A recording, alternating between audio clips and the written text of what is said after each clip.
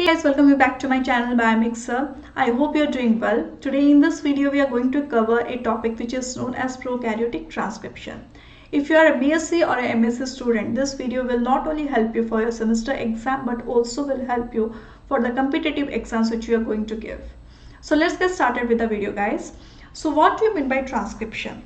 Transcription is a process by which a RNA is being synthesized by seeing a DNA with the help of the enzyme RNA polymerase. Here you can see that there is a DNA, and from this DNA there is synthesis of RNA by the help of the enzyme RNA polymerase. So what is the difference between the DNA and a RNA? जो DNA जो present है, it is of double stranded, and the RNA which is present, you can see here this DNA which is present, it is of double stranded, और ये RNA का जो formation होगा, it is of single stranded. So here we are going to discuss about the prokaryotic transcription. So there is a difference between the transcription in case of prokaryotes and the eukaryotes. Like in the prokaryotes, the process of DNA replication, transcription as well as translation, it takes place in the cytoplasm. ये कहाँ पे होगा? Cytoplasm में होगा. But eukaryotes में ये जो process DNA replication का और ट्रांसक्रिप्शन का जो प्रोसेस है वो होगा न्यूक्लियस में. Then this mRNA will be transported into the cytoplasm and the process of translation will take place in the cytoplasm for the formation of proteins. So what is the difference between the DNA and the RNA? The first difference is that the DNA is a double stranded and RNA is single stranded, and that difference also lies in the base pairing of this nucleotides. Like in case of DNA, adenine base pairs with thymine and cytosine base pairs with guanine. But in case of RNA, this thymine is being replaced by uracil. Adenine will base pair with uracil in case of RNA. और DNA में क्या होगा? दोनों strand present है. एक strand को बोलते हैं non template strand, other strand को बोलते हैं टेम्पलेट स्ट्रैंड. टेम्पलेट स्ट्रैंड कौन सा है? Template strand is the strand by which the RNA is formed, by seeing which the RNA is formed. यहाँ पे हम देख सकते हैं, यहाँ पे एक टेम्पलेट है, blue colour one is a template strand and this is the non template strand.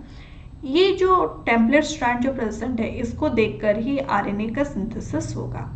And this template strand and the mRNA will be complementary with each other. Like यहाँ पे हम देख सकते हैं, यहाँ पे एडिनाइन प्रेजेंट है and complement to it is uracil. यहाँ पे है थायमिन को कॉम्प्लीमेंट करता है एडिनाइन. यहाँ पे है साइट ग्वानिन को कॉम्प्लीमेंट करेगा साइटोसिन. ठीक है, this two are complement with each other. Okay, और ये जो mRNA जो प्रेजेंट है, it is similar with this non template strand. So ये जो नॉन टेम्पलेट स्ट्रैंड जो प्रेजेंट है, इससे हम क्या बोल सकते हैं? इससे सेंस स्ट्रैंड भी बोला जा सकता है. और ये जो टेम्पलेट स्ट्रैंड जो प्रेजेंट है, इसको हम बोल सकते हैं एंटी सेंस स्ट्रैंड. ठीक है, this is the difference between this DNA and the RNA. यहाँ पे क्या होगा? जो mRNA जो प्रेजेंट है, यहाँ पे कुछ कोडिंग स्ट्रैंड भी प्रेजेंट है, कुछ नॉन कोडिंग पार्ट्स भी प्रेजेंट होते हैं. ठीक है, ये जो एक्सॉन्स जो प्रेजेंट है, they are the coding part and the introns जो प्रेजेंट होते हैं, they are the non coding part. So this non-coding parts should be removed. First of all, they need to be removed. और ये जो exons जो present है, they needs to be ligated together. ठीक है. So यहाँ पे कुछ process होता है, like splicing of RNA होता है, और यहाँ पे सब exons एक साथ होते हैं, by which there will be formation of protein. यहाँ से protein का formation होगा. Like the other things which we need to know is in DNA there are certain portions, like there is a promoter portion. ये जो promoter का portion है, यहाँ पे आकर RNA polymerase आकर bind होगा. After that there is a transcription start site. Transcription start site से ही transcription का start होगा. और यहाँ पे कुछ codons present रहते हैं, जो कि हम बोलेंगे start codons and stop codons. Like codons क्या होता है? Like AUG. It is coding for starting the transcription. So ये RNA polymerase आकर स्कैन करके फर्स्ट आकर वो बाइंड होगा प्रमोटर के रीजन में, and it will scan the DNA. When it gets this start codon, it will start transcribing the RNA, and when it recognizes the stop codon, it will stop the formation of the mRNA. ठीक है, there are two terms like ये जो RNA polymerase जो present होते हैं, it can be मोनोसिस्ट्रोनिक और पॉलीसिस्ट्रोनिक। ये जो है हमारा यूकैरियोट्स में जो प्रेजेंट है, the RNA or the process is monosistronic. That means only one type of mRNA is produced by the help of single promoter. Okay, ये जो सिंगल प्रोमोटर जो प्रेजेंट है, it will code for only one mRNA and there will be a single protein formed. But prokaryotes में क्या होगा, ये single promoter के अंदर डिफरेंट जीन्स का फॉर्मेशन हो सकता है। Different structural genes is being regulated by a single promoter in case of prokaryotes, but in case of eukaryotes, it is being a single gene is being controlled by a single promoter. यहाँ पे different type of proteins का synthesis हो सकता है, so it is known as multicistronic बोल सकते हैं हम prokaryotes को, ठीक है। Here we can see that in case of, we will see the total whole process of transcription, how the transcription is taking place. So यहाँ पे जो ट्रांसक्रिप्शन का जो प्रोसेस है, like we can see here that यहाँ पे एक RNA polymerase present है and this RNA polymerase is coming and binding in this promoter region. ये promoter अभी closed है. Now here we are going to discuss about only the overview, then we will go into it in the detailed way. ये जो RNA polymerase जो present है, now it forms a complex with this DNA. So इस portion को हम बोलते हैं closed complex.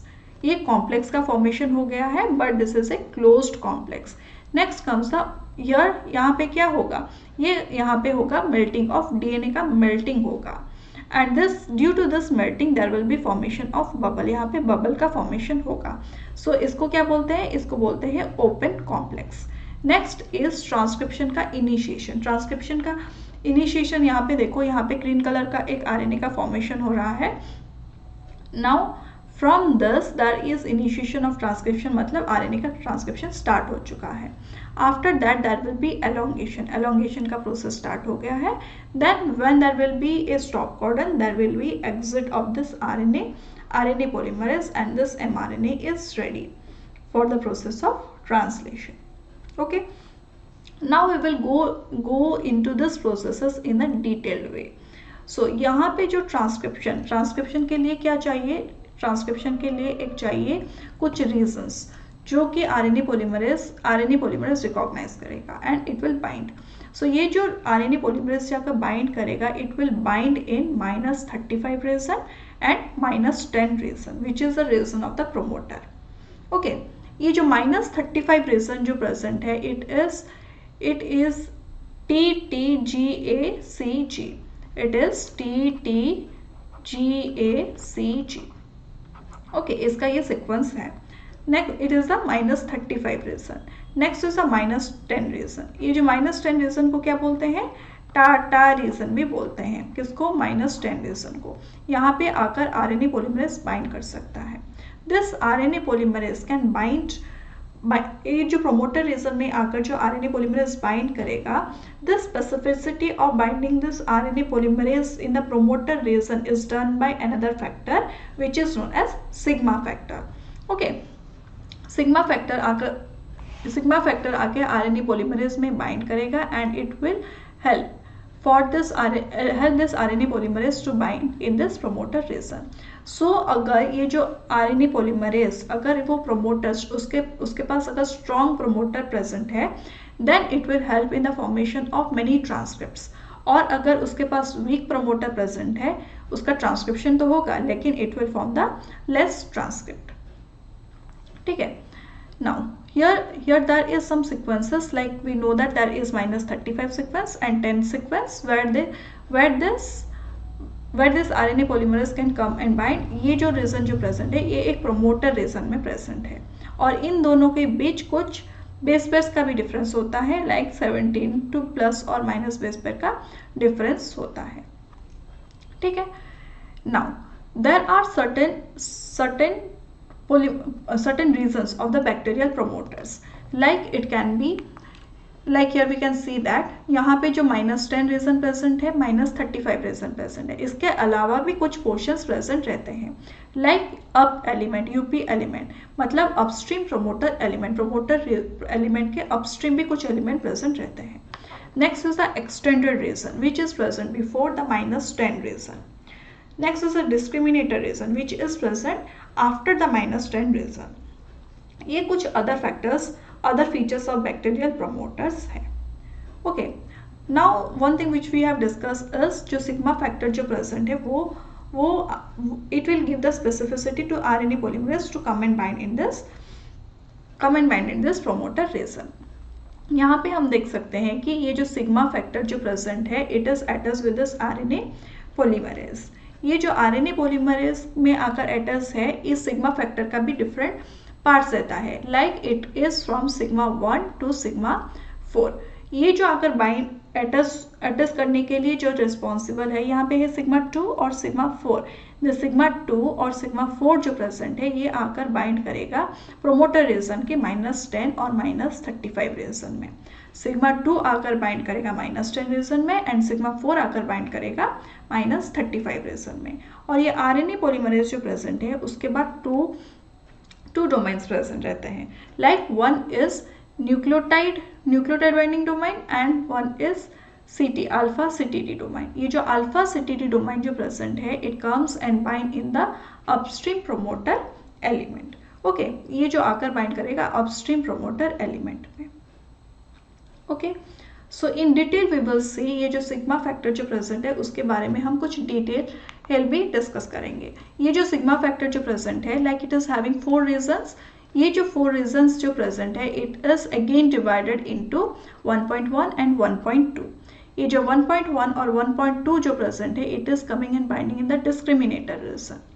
ये जो 2.1, 2.2, 2.3, 2.4 ये जो डिवीजन हुआ है 2 का ये आकर बाइंड करेगा -10 रीजन पे. ठीक है, और 3 जो प्रेजेंट है इट इज डिवाइडेड इनटू 3.0, 3.1, 3.2 ये आकर बाइंड करेगा एक्सटेंडेड रीजन पे. नेक्स्ट 4, ये जो 4 जो है 4.1 और 4.2 में डिवाइड हुआ है it is coming and binding in the -35 region. ठीक है, ये जो 2 जो आकर बाइंड करेगा -10 रीजन में इसका भी स्पेसिफिकली 2.3 रीजन जो प्रेजेंट है it is required for the melting of the DNA.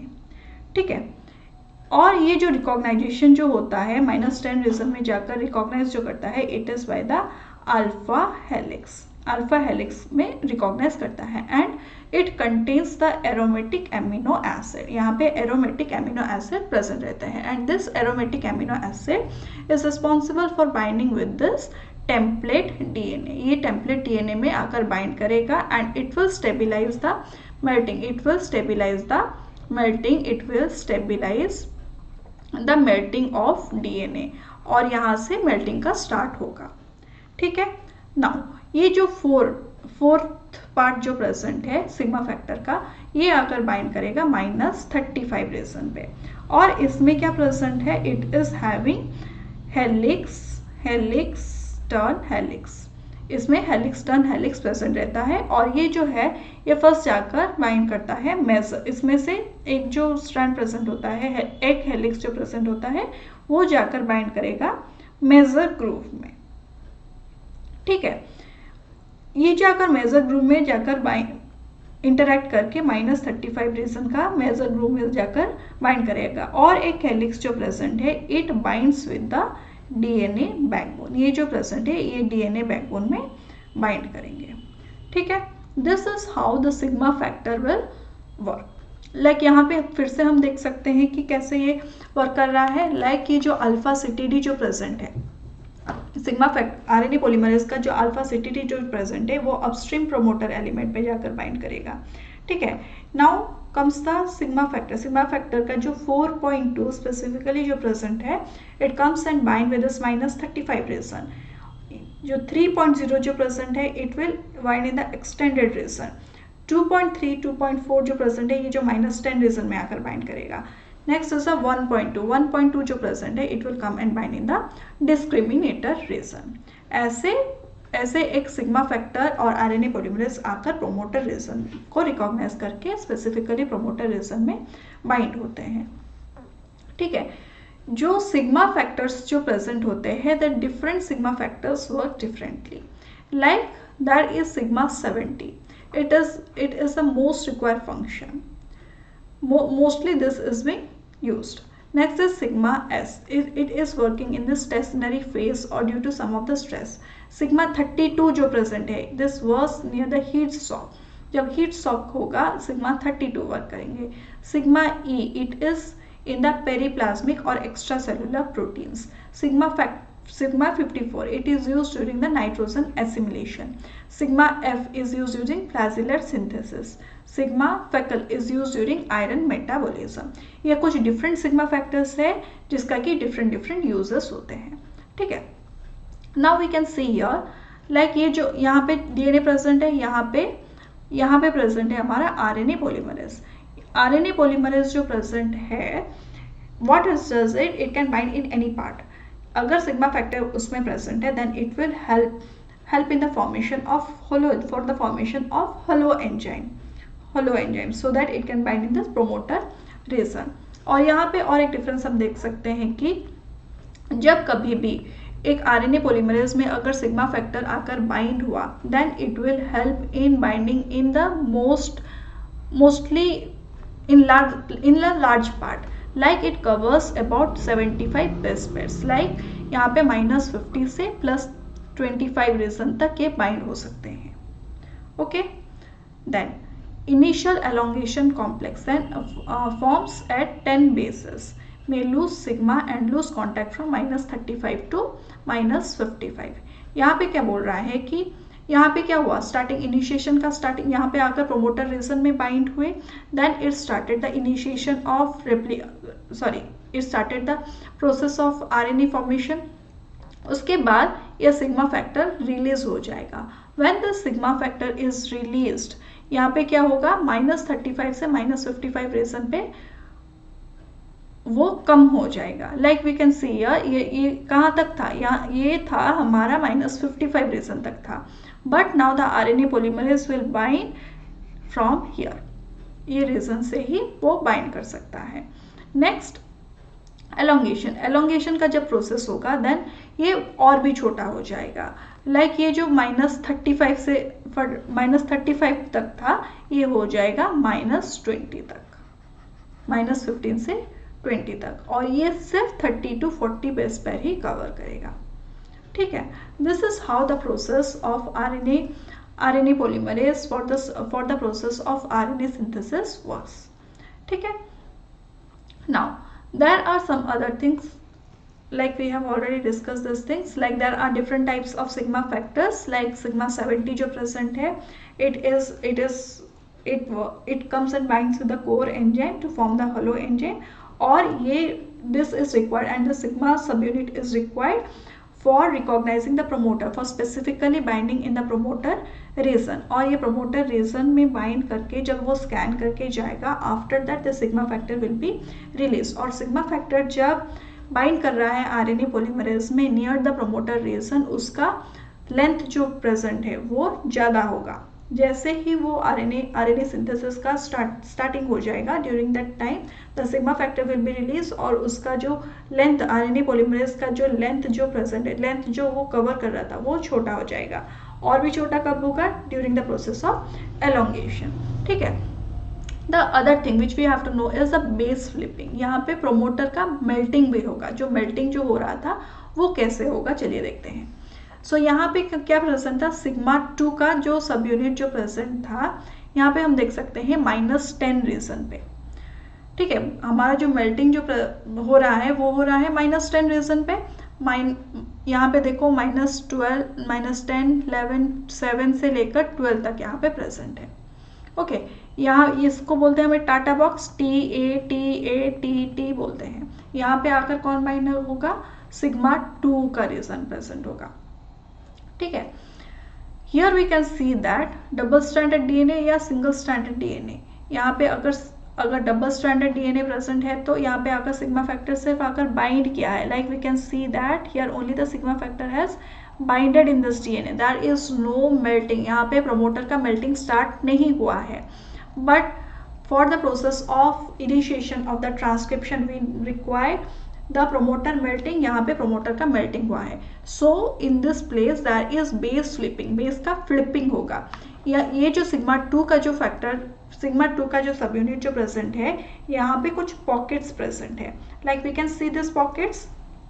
यहाँ पे कुछ बेस का फ्लिपिंग होगा. Like which base will be flipped here, ये 11th पोजीशन का जो एडिनाइन जो प्रेजेंट था और यहाँ पे 7th पोजीशन का जो थायमीन प्रेजेंट था, it will fit into this pocket. This process is known as base flipping और यहाँ से स्टार्ट होगा प्रोमोटर का मेल्टिंग. ठीक है.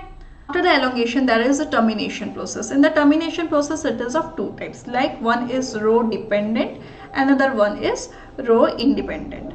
Row independent is also known as intrinsic termination, and row dependent is known as extrinsic termination.